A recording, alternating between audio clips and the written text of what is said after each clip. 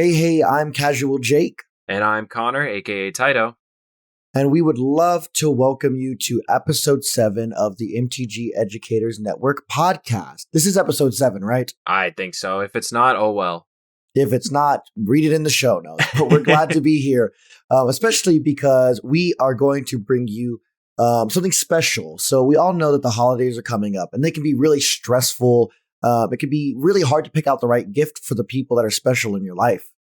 Yeah, we here at the MTG Educators Network, we've got you covered. We know that if you're listening to this, either you or someone that you care about a lot is a Magic player, and, we can help with that. So, today, Jake and I are going to present our 2020 Holiday Gift Guide for Magic Educators. Yes, we're super excited to bring you these gift recommendations and try to give you the information where you can find them and about the prices. So, Taito, do you want to get us started with our first picks? Yeah, so we broke these down into some categories. Every Magic player has their different needs, right? I also think we should, even before we get into these categories, one of the best things is just cards, right? Something I've told people before is just, grab me a box of the newest set. Grab me a gift bundle or a bundle in general. I think that's what they're called now, right? They used to be fat packs. Now They're bundles now. I like those a lot because they even come with the nice big spin downs and they have really cool colors. So I think that's a really solid start. But we've broken this down into some categories of like the different types of merchandise that Magic players might want. And then we've also broken it down into some gifts for the teacher side of things too. The first category we're going to talk about is deck boxes, right? So deck boxes are a must. Anyone that plays Magic and wants to make sure that their cards are kept safe are going to have to keep them in their deck boxes. And players will have their preferences for sure. But Jake and I are going to give you our preferences, basically, and ones that we think are really good so that even if you don't know their preference, you can get them a really solid deck box. And the first one, the one that I brought in, is the Ultra Pro Alcove Flip deck box. This is one that it's so good. It's one that I personally use. My two favorite EDH decks are both in these, specifically the Guild variants. So the Guild of Ravnica variants. For any that maybe weren't playing during Ravnica, and you might not even realize it, it's the color combinations of two colors. They each have a guild associated with them from the Ravnica sets. And what Ultra Pro did is they made these really, really cool deck boxes with these color combinations and the guild symbol right on the front. And they're really good quality. The magnet that holds the deck box shut is really strong to the point that where I play, there's actually a giant metal support beam. And sometimes for fun, we'll just stick our deck boxes to it and let them sit there. And it holds the weight of the 100 cards really well. Wow. I know Prof likes to do his deck box shake where he'll shake it and see if the cards that come out. And from what I remember, it did pass. So these are a little bit on the pricier side for single deck boxes. They're about $25 if you buy them from Ultra Pro. I have seen them for less either at LGSs or at conventions. Granted, we don't have conventions right now because it is 2020. Right. But I think these are very much so worth the investment. Like I said, my two favorite EDH decks are in these. I have the Selesnya one for my Kethis deck, which we talked about on this podcast, and the Simic one for my Uro deck as of right now as well. I want more of them. I think that they're really good deck boxes, and they do still fit within the confines of certain other accessories that I might talk about later in this episode. So I would definitely recommend the Ultra Pro Alcove Flip deck box, especially the Guild variants. They just look really nice, and there's a lot of nice little details in. For sure. And bonus, if you happen to know whoever you're buying for, if you know what guilds they enjoy, me personally, I love the Izzet League. So if someone got me an Izzet box, oh man, you can bet I got a deck for that. So bonus points for that. Exactly. That might even be a fun way to kind of figure out, be like, hey, I'm not going to tell you what I'm going to get you, but like, what guild do you like? And then you can get that information and then surprise them with a nice box. My choice is the Ultimate Guard Boulder. I love these things. They are slick. They are great. They're some people say they're a little tight. I like that because it saves space. They're just a really sturdy box. I mean, they pass the shake test. And they come in a really, really wide variety of colors. They're just really sturdy. They fit my 100 card double sleeve decks a little bit snugly. But again, I feel very secure with them. I don't mind these ones. While I would want to get them in a box or like a carrying case, which we'll talk about again later, I don't mind just throwing these in my backpack and taking, 3 or 4 over to my friend's house to go play some Magic. Again, when I got to see my friends to play Magic. But they're really solid. And what I like about them is they're quite affordable. They're about $10 to Oh, for sure. $12, which is really good for the quality of the plastic and the deck box. Like, I mean, this thing, I'm going to see if I can pop it in place. Like snaps Ooh, that in was place good. really, really good. Yeah, it was a good audio bite right there, right? And you can get them on Amazon or your LGS for about $10 to $12, depending on the variant, depending on the colors. And what I actually love is they are all exactly like the same. So you can take the top from like a blue one and put it on the bottom of a white one. So if you get like 2 or 3 different colors, the person that you buy them for can kind of mix and match them. And they can kind of even make like this one that I have here's a blue and a green one because it's part of my Simic deck. So it's got Right. 2 colors represented. So that's kind of a fun thing that you can do. They're interchangeable. And like I said, just highly recommended by Casual Jake, seal of approval. Yeah, and just to riff off of that as well, you talking about how it's snug. I think I'm gonna go a little off of our script here, and I realize there's something that we didn't talk about. And maybe this is something that we could do a longer episode on later. Is Mm-hmm. preferred sleeves, right? Oh I my am a gosh. huge. I have brand loyalty to my sleeves, and one of the things I was gonna say is those Ultimate Guard boulders. They might be made for Ultimate Guard sleeves, and I know that the Ultimate Guard katanas are smaller than the sleeves that I prefer, which is Dragon Shields. Turns out I'm a we're huge gonna have a brawl, like a battle of sleeves, because definitely I am on the side of the the Ultimate Ultimate Guard Guard. katanas. I love them. I love my katanas when they're on my humans deck, which is probably my most expensive deck that I own right Mm-hmm. now. That is in Ultimate Guard katanas. I will say that I use katanas for my smaller decks, and my Sure. double sleeve decks. I use my Dragon Shield, or I use Dragon Shields for commander decks. But if you told me you can only use one of these brands for the rest of your life, I would definitely side with the Dragon Shield mats. It's just something about them. It's the shuffle feel, the look, the feel, all of it together. I definitely do prefer those Dragon Shields, and they do tend to be a little bit bigger. So Ultimate Guard's boxes are probably designed with their Yeah. sleeves in mind, so they fit perfectly in there. For sure, I can definitely fit. I have a bunch of these boulders, and I can fit my dragon shields in there. The katanas do fit more well for that. Yeah.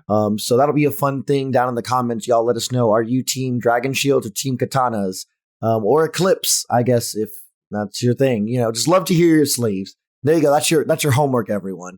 But next, we're going to go ahead and move on to our next accessory, if you will, which are deck cases. Yes, a box to put your deck boxes in. Mm-hmm. Actually, much more useful than you think. And the recommendation that I'm going to bring is because I found myself needing one as I was going home to see my mom for Thanksgiving. My partner and I, we wanted to bring a couple decks. And so we put them in like one of those like canvas bags.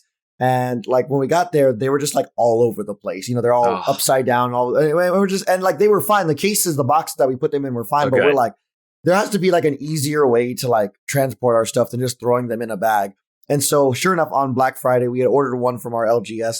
I'm going to recommend the Ultimate Guard Archive 800 plus box. Now, this is a box that you can put just cards in, sleeved or unsleeved, but you can also fit your deck boxes. And again, being Ultimate Guard, it fits the boulders really, really well. You can fit 8 boulders in there, and it's just perfect. But you can also fit some of the other ones. Like I have these Ultra Pro, kind of the quote unquote cheap little plastic ones, and they fit really, really well in there. I have some bigger cases as well. They fit well. And it's just nice because it puts all of your decks and your cards into one neat box, and then that stays closed. So when you put that into a bag or a backpack, your decks are nice and secure. They're not going to be shuffling around, jostling around, messing around. And then when you have it, you can just take it, plop it on the table, open it up, and boom, you have access to all of your stuff. So I highly recommend the Archive. I've had good experiences with it. It's about $50.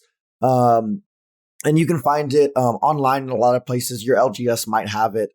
It's one of their newer products. And like I said, it fits 8 boulders in there, or 7. If you have bigger ones, you can fit about 7 or 6 in there. But I think that's perfectly acceptable for a night of Commander.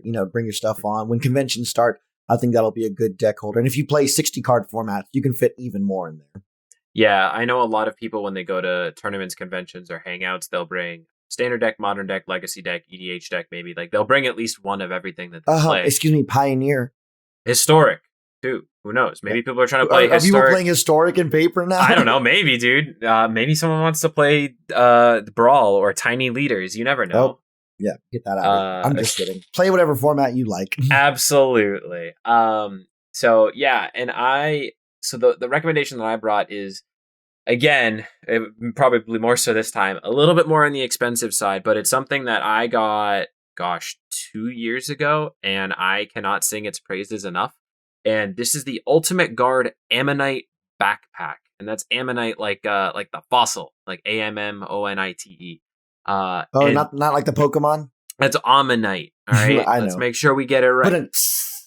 So I cannot sing this thing's praises enough. I will say right out the gate, it is more expensive. It is about $130. But the reason that it is so expensive is because it is designed as an anti-theft backpack. So the zipper is in a spot that if someone's walking behind you or is behind you in general, they cannot open it up. So if it's on your back or it's on the chair behind you, there's no way they could open it up without you seeing it. Sweet. So that's already one huge boon, especially at conventions where you're carrying possibly literally thousands of dollars of cardboard in your backpack. Right, you want to keep them secure, have that peace of mind. Exactly. One of the other reasons why it's so expensive is there is a built-in charger in the backpack, or at least a charger through. Like you can put in your portable charger battery and you plug it into something, and then on the backpack strap, there is a USB cord or USB port for you to plug your charger into that.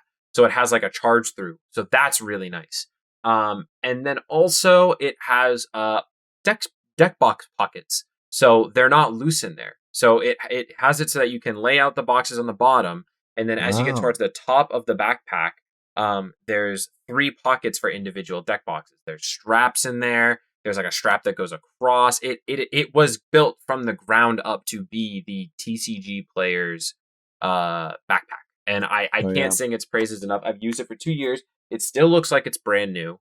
I just found out when doing research for this episode that they have a black and red one now, which makes me very upset because mine is like a silver right now. Like mine's silver, like a gray and black, which still looks nice. Don't get me wrong, but red's my favorite color. So, I was very upset that I don't have that one. But I like I said, I can't sing this thing's praises enough. I think so. As of right now, I have it right next to me. I can fit 3 singular deck boxes, a playmat in a playmat tube, my dice bag, and then probably 3 more single deck boxes and a double deck box in there, and still have room for my binders. That's the other thing. It has when you have like a laptop bag, it has the pocket for your laptop. It has 2 of those for binders. So it has a big one and then a small. It is built from the ground up to be the TCG player's backpack.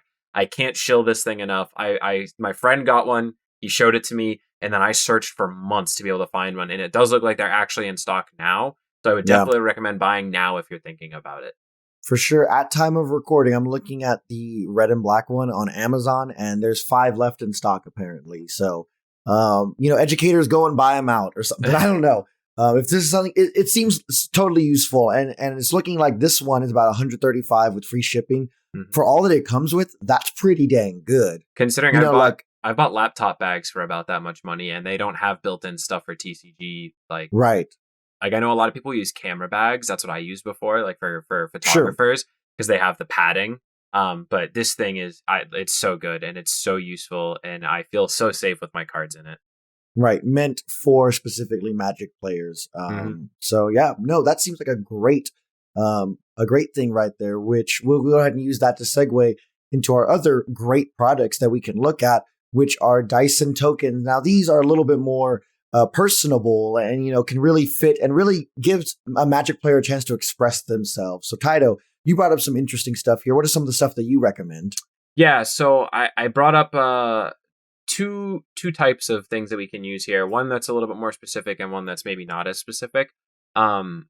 So the first thing I said is specific dice. So I have a friend who is a huge Jund Modern player, and one of his favorite cards in that deck is Tarmogoyf. And we can put Tarmogoyf up on the screen here for those of you who don't know. For card types, for different card types in yours and your opponent's graveyards, Tarmogoyf gets +1/+0, or I'm gonna forget now. Oh no, you messed up Tarmogoyf. I am. Yeah, it's on the screen. Either way, the numbers end up being offset. I think it's just +1 Are, +1, but it's a 0 aren't you a 1. modern player? Yeah, but I don't play Tarmogoyf. I can't play it at Mm. Naya. Naya's not good right now, but it starts as a 0 1, and it gets +1 +1 for each card type among card types in the graveyards. And Yes, so that the is numbers correct. become offset. So you end up with a 0 1, then a 1 2, then a 2 3, then a 3 4, then a 4 5. I think it goes all the way up to 7 8 is the current maximum that you can have right now. And these dice have those numbers and those values on them. So they're specifically meant for Tarmogoyf. So if you have someone that you know that plays Tarmogoyf, if we have modern players out there, Tarmogoyf dice are really helpful for them. And the other specific dice that I brought up were Planeswalker dice. So the Hmm. Planeswalker dice have a loyalty symbol on them, just like the loyalty counters on a Planeswalker. And they have bigger numbers. So even though they're only like a 6-sided die, it'll have like 3, 5, 7, 9, 11, 13 because of the odd numbers. And then some of them will have like 2, 4, 6, 8, 10, 12. Sure. So it has like offsetting, so that way you can cover all the different loyalties that they might end up at, but it also helps you cover the higher numbers, but on a 6-sided die. No, that's So great. yeah, and the two examples I will link them in the show notes or somewhere. The Tarmogoyf dice I found on Etsy, and then I also found Planeswalker dice on Etsy from QU Empire for about $18 on Etsy. So Etsy's great for dice. I would definitely say that. What was your dice recommendation? For sure. I was just about to jump in with that. And these are less specific, but really just 2 jumbo numbered dice are really good right now for virtual EDH. A lot of people, because of the pandemic, are at home. They're using their webcams to play. And I have these at my game store. I was lucky enough to get these really big black dice that have the numbers on them, not the pips, the numbers. I like that because it's just a little bit clearer to see on a screen, and the pips don't get a little bit blurry. So I found some. You can get a set of 2 jumbo dice from pipped.com, PIPPD, and they're about $5.29. I know it seems almost silly, or maybe, dice that much, but not really. I mean, it's something that you're going to use in a lot of your games to keep track of counters and this and that. I use mine pretty much every game. Somehow a counter gets put on something, and the clarity that my opponents get online for that is really worth the investment. So I recommend those. And like we said, we're going to try to get all of these down into the show notes, so you should have links available for you. Yeah. So then moving slightly away from dice, the category that Jake had come up with was tokens. And one of the things that I've seen before, and I didn't have any specific examples here, but I know a lot of Magic artists, or even just artists who aren't, employed through Wizards or anything like that yet, they'll have their own drawn tokens on their website. Or on like a Patreon or a Kickstarter or something like that. So if you find out that the person that you're trying to buy for loves a certain artist in Magic, because I know there are some players out there who have their favorites, right? I love my Seb For McKinnon. sure. I love my Rebecca Guai. I love Zoltan I want Boros. all the John Avon lands. Oh, John Anything. Avon. What a legend. So good. The land man. Seriously.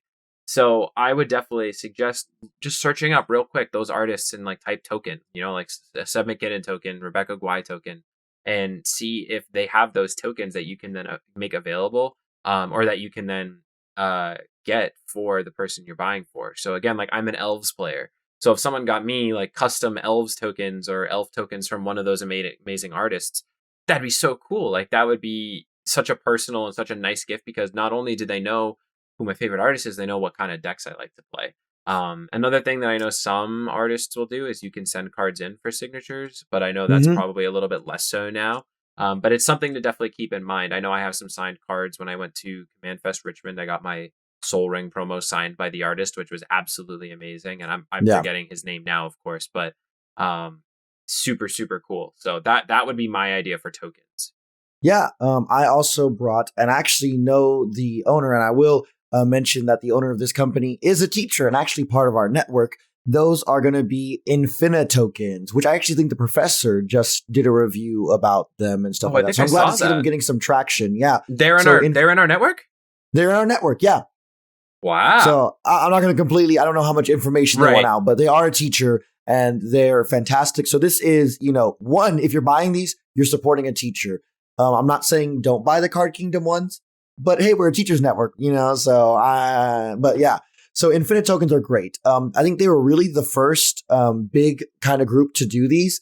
And so these are dry erase tokens, and I just love these Oh, things. I I've use seen them for these. everything. They're These are so incredible. cool. They're so They, cool. I got them when they first came out, so I've been like an Infinite Token stan before I knew the owner. Like I just always loved them, and sure enough, they're on Etsy. So I ordered them, and I thought, really, how good could they be? Man, I still have my original ones. I just now I think it's been a year and a half, ordered some new ones just because I use them so much that my girlfriend needs some, right? So now we both have Infinite Tokens. And what's cool is that so they're these, rectangles. And on one side, it's just a rectangle. You can put anything you want on it. But on the other side, there's a little spot at the bottom right where you can put power and toughness if you have, a creature token that you make. So rather than carrying around all your tokens for your different EDH decks, like I don't know about you, but I play like Merfolk. I have like an Elves deck. I have a Sacrifice deck, which makes tokens of literally anything. This way I just get to draw it. And especially in the era of VEDH where sometimes you play with your opponent's card, steal effects or something like that, you can just draw that creature there. And plus, you have a good laugh. I know about me, I can't draw very good. Maybe I'll send our editor some videos of my tokens so they can show them on the screen. But you get a good laugh from that. One of my famous ones is I drew a Polyraptor and it looked like sock puppets. So I actually altered a card of Polyraptor to look like the sock puppets That's because of that awesome. token. And so, you get these great stories.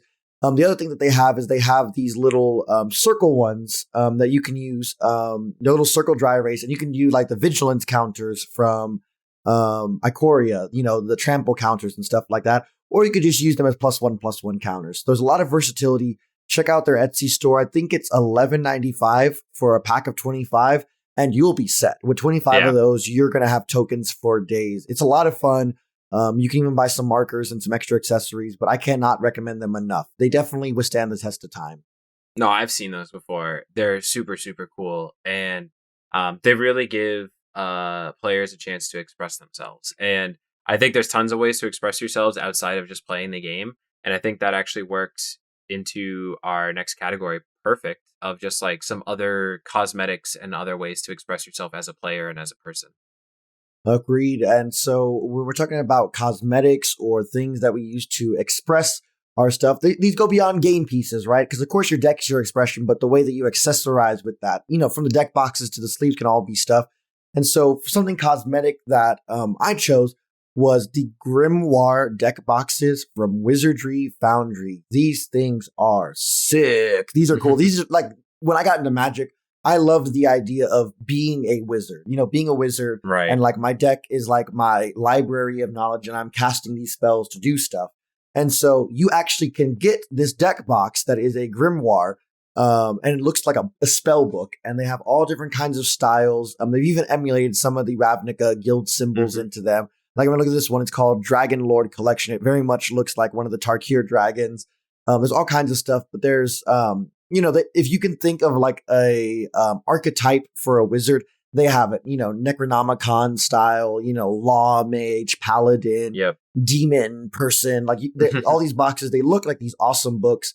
And I don't own one. I'm kind of asking for one for Christmas, but they're really good. And if you get some of the bigger ones, you can fit multiple deck boxes in them. So again, this could be a multiple deck box kind of stuff. I know they have some smaller ones where you can just fit a deck in there, but I personally like these ones. They're going to get up there. This one is a $64 one I'm looking at right now. This is the 800 plus standard size card one. So again, something where you can fit a good amount of cards there. And they have some that are even, I believe some that are even as low as $34.95, some of the smaller boxes. So again, it's not something that you're going to play with, but it's going to look super cool when you bring it to F&M.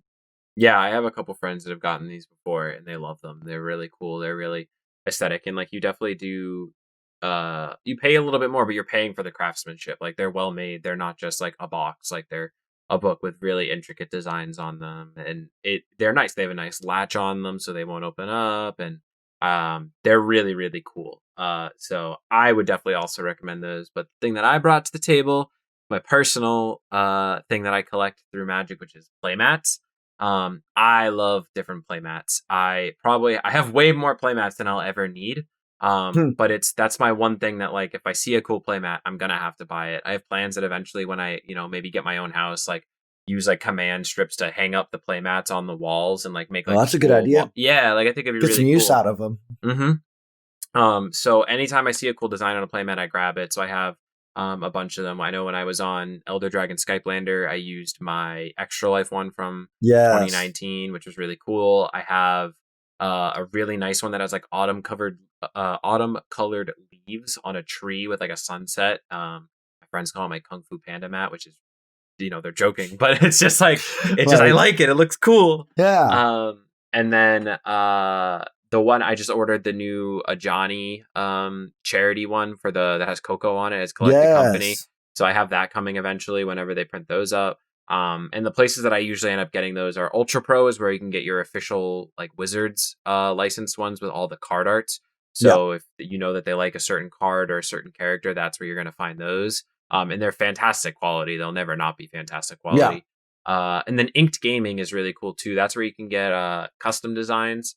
You can get bigger ones, you can get longer ones, you get 2-player mats, stuff like that. Inked Gaming has their own designs, a huge catalog of designs that other people have put up, and they have the ability to put your own design on them as well.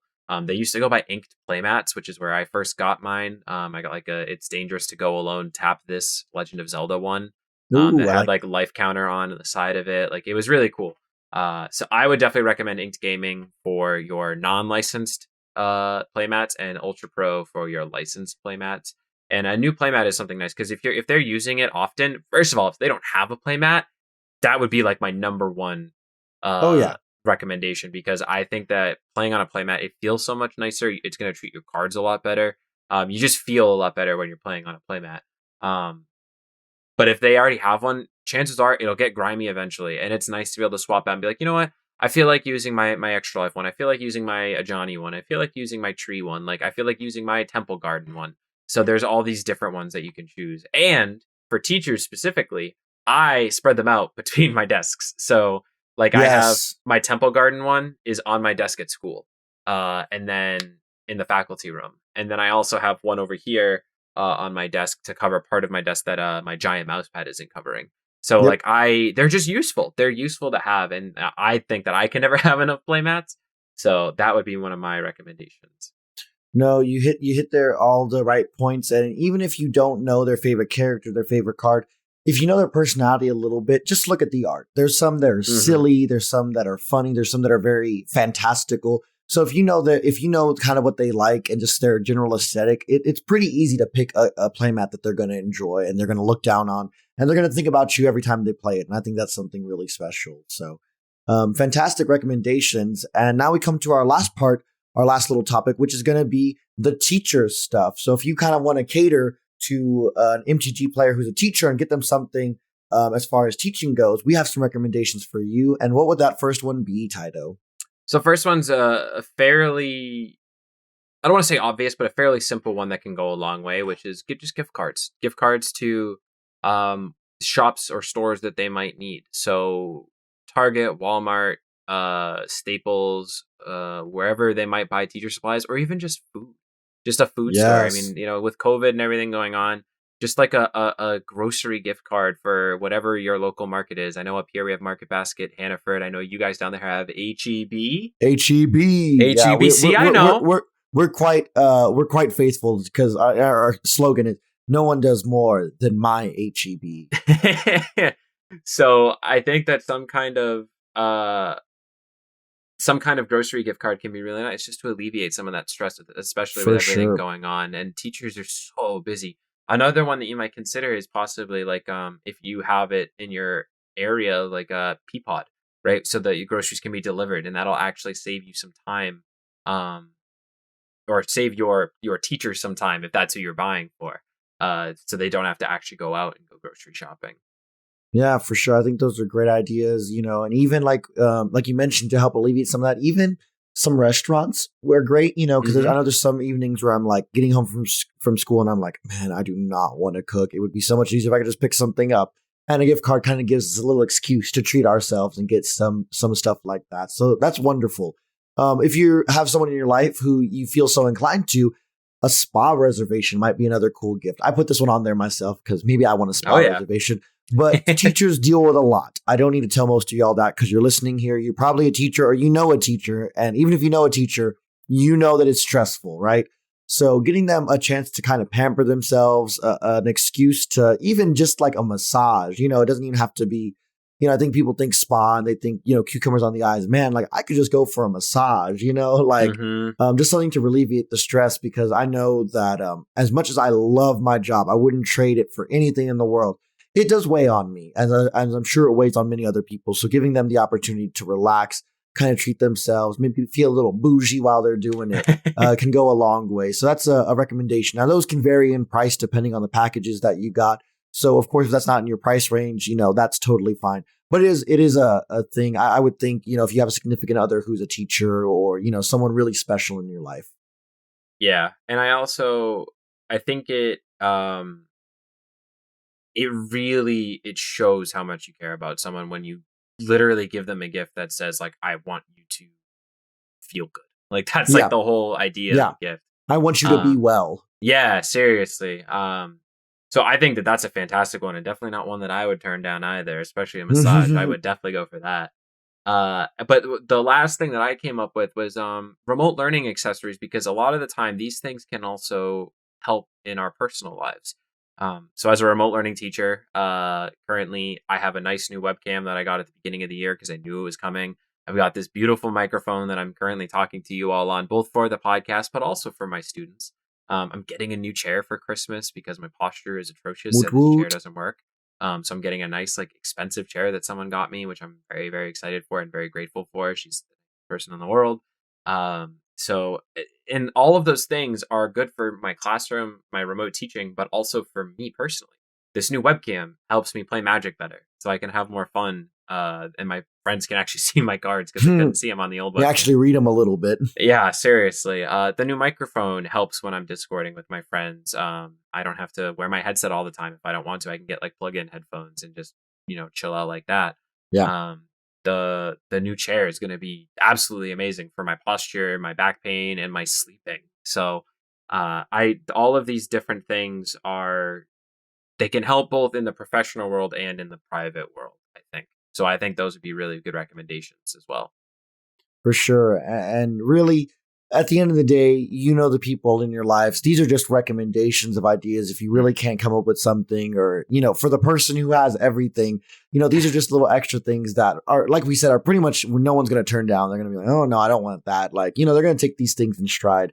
As we know, gifts are meant to be given with thought and with love and with meaning. And so as long as you're thinking about someone, I know personally, I would feel very affirmed from that. And so I guess that brings us to the end of the podcast. I just want to say, on a personal note, I hope everyone's doing well. We're getting into those winter months where cold and flu season get along, and that's not something that necessarily goes good with the COVID season that we've been in. So make sure you're taking care of yourself. Make sure you're being well. Make sure you're getting your rest. Teachers out there, and taking time for yourselves, and try to enjoy your holidays. And when the break comes along, make sure you take some time to rejuvenate, recharge those batteries, so we can get in there in January and get back at it. Absolutely. I had a faculty meeting today where we talked about, for the remote learning academy part of my school specifically, doing our term ends on the 15th. So on that Friday, possibly, we're going to do just a day where all of the teachers in the remote learning academy, so it'll be across all of their classes,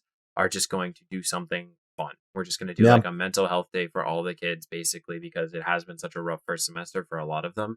for sure. So that's something that we're planning, and I think that's a good idea. And then also, over the winter break, we all need to be mindful of what we're going through, right? So if you're listening and you're a Magic player, but not a teacher, try to make some time to play more Magic with your friends or whoever online. Join our network, and we'll find ways to play with you. We'll get some games Yes. going over the break. If you're a teacher, make sure to sit down and disconnect from your teaching life for at least a few days, because we Yes. all need this. Read a book, watch some shows. I know I It's have a okay. list. In Oh my case you're God. like me, I'm the one that's like, no, I can't. I need to work. I need to work. It's okay to do Yeah. something else for a day, for 2 days, Yes. for 3 days, just not teacher related. It's very important to Yeah. do so. I'm going to give myself, I only have one thing that I specifically need to do over winter break for school, and everything else can wait. There you So go. I have a list of shows that I've been putting off watching for the longest time. So I can finally sit like during the semester. So like I can catch up on Ruby. I can finally watch the Queen's Gambit. I can catch up on Red Yeah. versus Blue. I can watch the animes that I want to be watching. I can probably watch some movies that I wanted to watch that I haven't. So take the time for yourself, because if we don't take that time, there's going to be a whole lot less teachers coming into the school year and come next year. So we really need everyone to just take that deep breath, relax. And, if you're having a hard year, check out our last episode where we just talked about probably the hardest year that most of us have been through besides 2020. And in Jake's and I's case, it's both our first year of teaching and 2020. So it had some really good tips for handling those bad years. So let's all care for one another. Let's all watch out for one another. Watch out for the teachers in your life. Watch out for the Magic players in your life. Watch out for everyone in your life. Yeah, spread that love. Taito, you're the good one at this, so I'm gonna let you tell the people where to find us. I'm gonna show how long it's been since we've recorded. So you can find the podcast under MTG Ed Network Educators Network Podcast on Spotify. Look for the purple hat. You can find us on YouTube at MTG Ed Network, or MTG Educators Network. Sorry. Find us on Twitter at MTG Ed Network. There it is. There it is. That's the one that's different. And then you can find me at twitter.com/Taito Parliament, PARLIAMENT. And you can also find me at Twitch on the same URL. I have started streaming a little bit more, not as much as I'd like, but I had a really good time when Destiny 2 came out. We completed the raid on the second day, which was really hype. We didn't do it day one, but that's okay. We were really close, and we got it on day 2. It's been a really good time. And Cyberpunk comes out. I'm going to date this recording. Cyberpunk comes out next week, finally. Yeah. So I'm excited. I mean, I know what it is, but I don't care. Have fun. Oh my gosh. I'm so excited for it. You mean you don't only play Magic? Absolutely not. No. So that's where you can find me. Jake, where can they find you? Yeah, so you can find me. I'm Casual Jake. You can find me casual_Jake_ on Twitter, on Instagram, on YouTube, and on I'm trying to think, Twitch. I was like, I stream. Yeah, I do stream. I stream MTG Arena, sometimes some Commander on my channel, and then of course my team at Elder Dragon Skypelander. We are a group that started playing webcam EDH a while back. And with the pandemic, we decided we might as well stream it. So we do EDH gameplay twice a week. That's Elder Dragon Skypelander. Check them out. They're my best friends. Me and my partner are on the team. It's an incredible group of people. And Taito, we were fortunate to have him on. And it was so much fun. It was a lot of fun. Yeah. Well, thank you, everybody, for all that you do. I've been Casual Jake. And I've been Connor, a.k.a. Taito. And remember that teachers make magic.